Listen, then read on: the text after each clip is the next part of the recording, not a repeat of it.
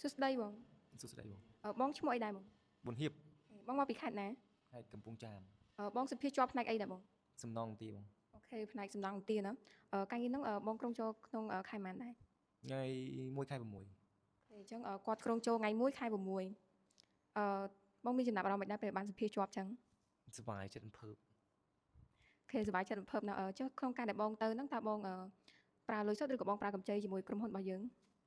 លុយខ្លួនឯងខ្លះលុយកម្ចីខ្លះ អញ្ចឹងបងប្រើកម្ចីខ្លះអញ្ចឹងបងមានលុយបង់ខ្លួនឯងខ្លះណាអូខេបងអរគុណច្រើនបងសួស្តីបង បាទសួស្តី បងឈ្មោះអីដែរបង ឈ្មោះគឿនគៈ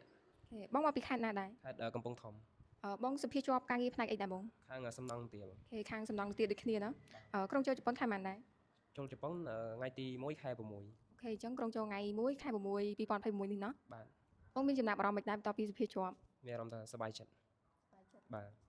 ក្នុងការដែលបងទៅជប៉ុនហ្នឹងតើបងប្រើលុយសុទ្ធខ្លួនឯងឬក៏បងប្រើកម្ចីជាមួយនឹងក្រុមហ៊ុនដៃគូរបស់យើង សម្រាប់ខ្ញុំគឺកម្ចីសុទ្ធ 100% អូខេអញ្ចឹងបងប្រើកម្ចីសុទ្ធ 100% ណា បាទ